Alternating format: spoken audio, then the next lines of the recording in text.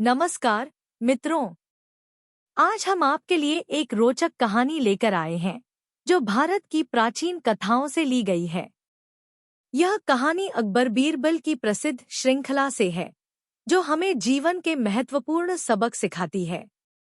आइए हमारी कहानी शुरू करें, जिसका नाम है चार मूर्ख। चार मूर्ख। बादशाह अकबर ने दरबार जमाया और मंत्रियों से सभी महत्वपूर्ण और जरूरी मुद्दों पर चर्चा शुरू करने को कहा। चर्चा के बाद मंजूरी नामंजूरी दी या सुझाव दिया। अचानक शहजादे सलीम दरबार में आए और अपने पिता सम्राट अकबर के पास गए। अपने युवा शहजादे को देखकर बादशाह अकबर बहुत प्रसन्न हुए। चूंकि उन्होंने उस दिन के महत्वपूर्ण मामलों को पहले ही निपटा लिया था, इसलिए बचा हुआ समय उन्होंने शहजादे के साथ खुशी खुशी बिताया। उन्होंने अपने दरबार के 9 रत्नों से भी बातचीत की।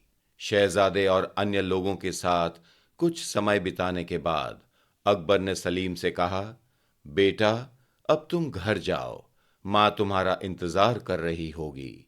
खाना खाओ और आराम करो। ठीक है पिताजी, सलीम ने कहा और वह घर चला गया। सलीम के जाने के बाद बीरबल ने बादशाह अकबर से कहा, महाराज, शहजादे सलीम तेजी से बड़े हो रहे हैं। आप उन्हें जल्द ही अपना वारिस घोषित कर सकते हैं।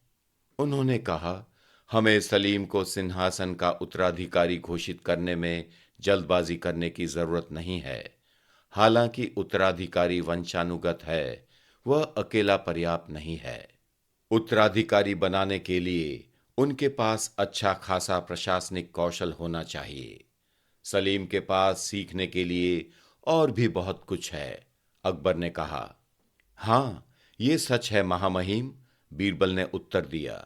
बादशाह अकबर ने कहा, लेकिन आपने मेरा नाम देखने वाले अंधों की सूची में शामिल किया है बीरबल। बीरबल को समझ में नहीं आया कि अकबर ने अचानक ये विषय क्यों उठाया। बादशाह अकबर ने उनकी दुविधा को समझा और कहा, बीरबल, मैं उस घटना का जिक्र कर रहा हूं जब सलीम की तबीयत ठीक नहीं थी और एक तांत्रिक ने रानी को राज्य के सभी अंधे लोगों को दान देने की सलाह दी थी। क्या तुम्हें याद है? अकबर ने पूछा। अकबर ने आगे कहा, बीरबल, आपने सूची तैयार की और अंधे लोगों की सूची में मेरा नाम भी जोड़ा। उन्होंने बीरबल को याद दिलाया। बीरबल मुस्कुराए और बोले, महाराज, जाने दीजिए ना उस बात को। अब मेरे पास एक और विचार है, बादशाह अकबर ने कहा। बीरबल ने बादशाह अकबर से पूछा, ये क्या है महामहिम? अकबर ने कहा, मैं ये जानने के लिए उत्सुक हूं कि मेरे राज्य में कितने मूर्ख हैं। उन्होंने तुरंत कहा, मूर्खों की कुल संख्या नहीं, लेकिन मैं अपने राज्य के 4 सबसे बड़े मूर्खों को जानना चाहता हूं। क्या आप मेरी इच्छा पूरी कर पाओगे बीरबल? बीरबल ने उत्तर दिया, यदि बादशाह की आज्ञा है तो वो कार्य तो मुझे पूरा करना ही होगा महामहिम। अकबर ने कहा, ठीक है, तो मेरे सामने 4 महान मूर्खों को कल तक अदालत में पेश करें। और अदालत को दिन के लिए स्थगित कर दिया। बीरबल तुरंत 4 मूर्ख व्यक्तियों की तलाश में निकल पड़े।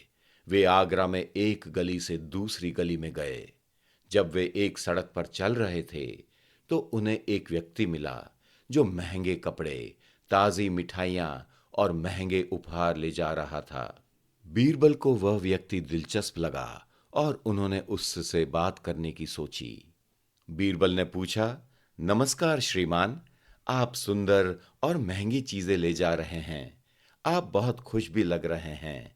आप इन चीजों को किसके लिए ले जा रहे हैं? उन्होंने उत्तर दिया, मैं अपनी पूर्व पत्नी को देने के लिए ये सभी उपहार ले जा रहा हूं। उसने मुझे छोड़ दिया क्योंकि वह दूसरे व्यक्ति से शादी करना चाहती थी। कल उसने एक बच्चे को जन्म दिया है। मैं उससे मिलने जा रहा हूं और इन उपहारों के साथ उसे बच्चे के जन्म की खुशी की बधाई भी दूंगा। बीरबल को उस आदमी पर दया आई। तब उसके पास एक उपाय था।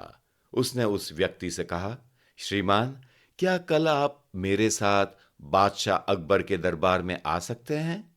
उस व्यक्ति ने कहा, ठीक है, मैं अवश्य आऊंगा, और अपने रास्ते चला गया। बीरबल ने मन ही मन सोचा कि उसे अभी 3 और मूर्खों को ढूंढना है। जैसे ही वह आगे बढ़े, बीरबल ने एक आदमी को देखा जो एक भैंस पर बैठा था और उस पर सवारी कर रहा था। उसने अपने सिर पर घास का एक बड़ा बंडल भी रखा हुआ था। ये बीरबल को बड़ा अजीब लग रहा था। वे उस आदमी के पास गए और पूछा, नमस्कार, तुम घास का इतना बड़ा बंडल लेकर भैंस की सवारी क्यों कर रहे हो? उस व्यक्ति ने उत्तर दिया, मेरी भैंस गर्भवती है, मैं उस पर इतना बड़ा बंडल कैसे रख सकता हूं? इसलिए मैंने गट्ठर अपने सिर पर रख लिया और घर जा रहा हूं। बड़ी मुश्किल से बीरबल ने अपनी हंसी रोकी और उस व्यक्ति से कहा, तुम बहुत बुद्धिमान हो, क्या तुम मुझ पर एक उपकार कर सकते हो? जरूर, मैं करूंगा, उसने कहा। क्या कल मेरे साथ बादशाह अकबर के दरबार में आ सकते हो? बीरबल ने उससे पूछा। वह मान गया और अपने रास्ते चला गया, और बीरबल भी अपने घर चले गए। अगली सुबह बीरबल उन दोनों व्यक्तियों को लेकर दरबार में गए। बादशाह अकबर ने पहले ही दरबार जमा लिया था। बीरबल को देखकर उनसे पूछा, अगर आप मूर्खों को अपने साथ लाए हैं तो साबित कीजिए कि ये मूर्ख हैं। जो हुक्म मेरे आका, बीरबल ने कहा। बीरबल ने शुरू किया।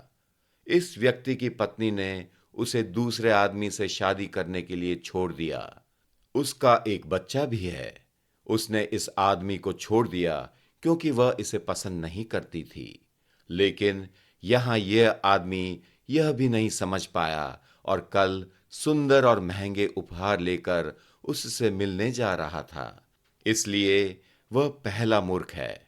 फिर उसने दूसरे आदमी की ओर इशारा करते हुए कहा, इस व्यक्ति ने मुझे बताया कि उसकी भैंस गर्भवती है और वह उस पर घास का विशाल बंडल नहीं रखना चाहता था।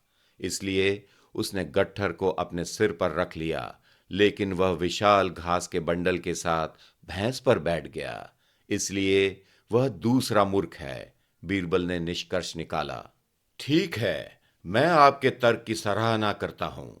मैंने तुमसे 4 मूर्खों को अपने सामने लाने को कहा था, लेकिन तुम 2 ही लाए हो। बाकी 2 मूर्ख कहां हैं?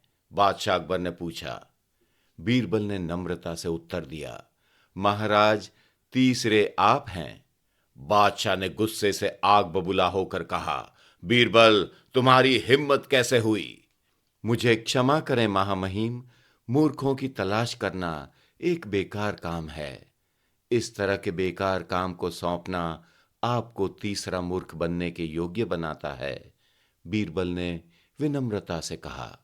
अचानक बादशाह अकबर को एहसास हुआ और उसने पूछा, तो चौथा मूर्ख कहाँ है?